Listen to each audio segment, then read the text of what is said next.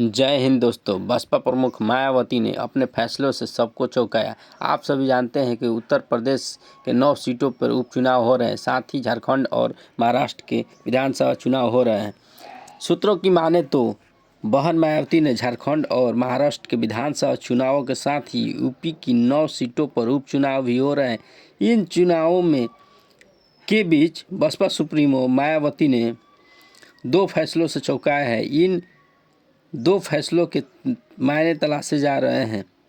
क्या मायने हैं, आइए जानते हैं। महाराष्ट्र और झारखंड में विधानसभा चुनाव के साथ ही उत्तर प्रदेश की 9 विधानसभा सीटों के लिए उपचुनाव हो रहे हैं। अमूमन चुनावों से दूरी बनाने वाली बहुजन समाज पार्टी बसपा ने भी इस बार 9 सीटों के रण में अपने प्रत्याशी उतारे हैं। बसपा ने मायावती के उत्तराधिकारी आकाश आनंद और झारखंड और महाराष्ट्र जैसे चुनावी राज्यों की जिम्मेदारी दी है।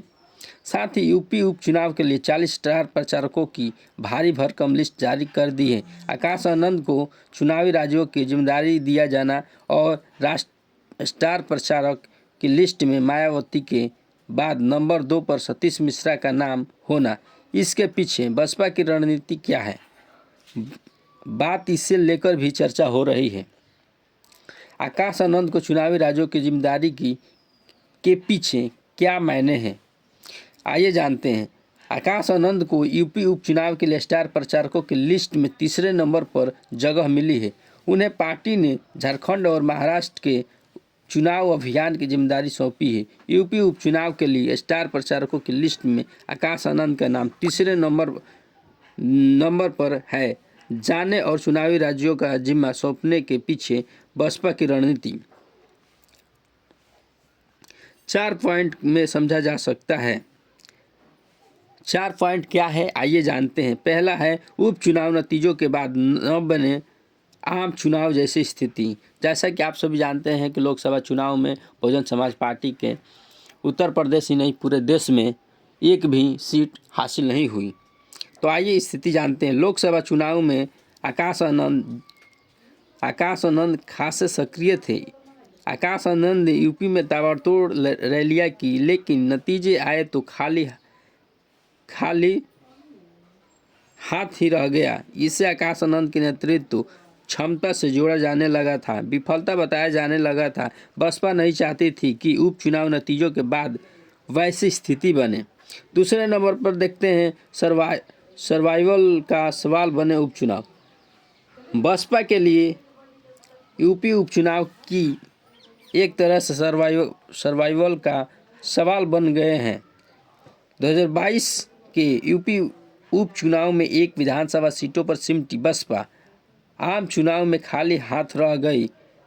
पार्टी के सिमटते जनाधार को लेकर भी काफ़ी बात हो रही है। मायावती और बसपा के सियासी भविष्य पर सवाल उठ रहे हैं। ऐसे में सर्वाइवल का सवाल बन चुके यूपी उपचुनाव में मायावती सियासत में अपेक्षाकृत नवप्रवेशी आकाश आनंद को फ्रंट पर डालने की जगह खुद मोर्चा संभालने के मोड़ में नजर आ रही है। तीसरे नंबर पर देखा जाए तो पुराने नेता पुरानी रणनीति आजमाने की कोशिश। बहन मायावती ने, आप सभी जानते हैं कि बहुजन हिताय छोड़ करके सर्वजन हिताय पर की रणनीति अपना चुकी, लेकिन पिछले ही लोकसभा में कहा गया था कि बहुजन हिताय और बहुजन सुखाय की नीतियों पर बसपा चुनाव लड़ेगी, बल्कि ऐसा हो नहीं पाया। फिर भी मायावती जी खुद अपनी कमाल संभाल रही। और क्या तीसरे मायने हैं पुराने, मायावती खुद भी कहती रही है कि बसपा पार्टी नहीं एक आंदोलन है। इस आंदोलन का कोर सपोर्टर दलित मतदाता रहे हैं, लेकिन साल 2007 के बाद बसपा का वोट शेयर लगातार गिरता चला गया। मायावती और पुराने वोटर सपोर्टर को फिर से साथ लाने की कोशिश में जुटी है। मायावती की रणनीति अनुभवी नेताओं और पुराने पैंतरों को फिर से आजमाने की भी हो सकती है। आकाश आनंद युवा और उनका काम करने का तरीका भी मायावती और बसपा की परंपरागत कार्यशैली से अलग है। आकाश आनंद की अपनी टीम है। ऐसे में अगर वह यूपी उपचुनाव से अधिक सक्रिय होते तो मायावती की कोर टीम के कामकाज पर असर पड़ने की संभावनाओं से भी इनकार नहीं किया जा सकता।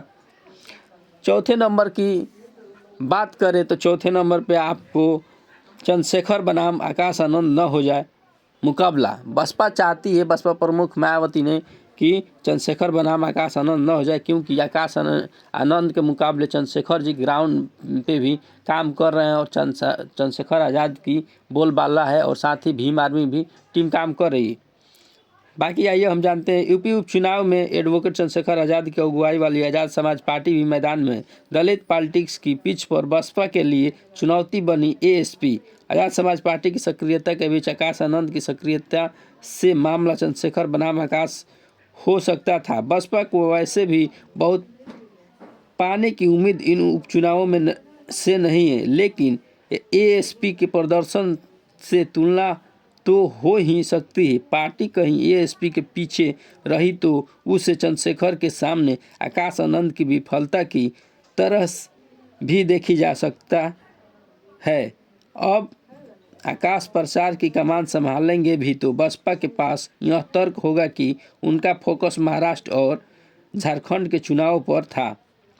आइए 5वें नंबर पर देखते हैं, जहां पे आकाश आनंद जी लगे। महाराष्ट्र में खाता खुला तो जय जय, नहीं खुला तो आप समझ ही सकते हैं। बाकी आइए हम देखते हैं, जानते हैं महाराष्ट्र चुनाव में बसपा खाता खोलने में सफल हो जाती है तो भी आकाश आनंद की जय जय हो जाएगी। इससे लोकसभा चुनाव में विफलता का दाग भी धुल जाएगा। महाराष्ट्र में भी ठीक ठाक संख्या में दलित और सूबे में आरपीआई वंचित बहुजन आघाड़ी जैसी पार्टियां पहले से ही दलित पॉलिटिक्स में सक्रिय हैं। ऐसे में बसपा का एक सीट जीतना भी आकाश आनंद के लिए बड़ी सफलता की तरह होगी। यूपी उपचुनाव के लिए जारी स्टार प्रचारकों की लिस्ट में सतीश चंद्र मिश्रा की नंबर 2 पर वापसी हो गई है। इस लिस्ट में मायावती के बाद सतीश चंद्र मिश्रा का नाम है और उनके बाद नंबर 3 पर आकाश आनंद का नाम है। इसके क्या मायने हैं, क्या रणनीति है, आप सभी कमेंट करें, कमेंट में बताएं। बाकी आप सभी देख रहे थे जनता टॉक्स यूट्यूब चैनल, तो जनता टॉक्स यूट्यूब चैनल को लाइक शेयर सब्सक्राइब करें। यदि आप सभी फेसबुक पेज पर देख रहे हैं तो फेसबुक पेज को लाइक और फॉलो करें और ज़्यादा से ज़्यादा शेयर करें। मिलते हैं अगले वीडियो में। जय हिंद।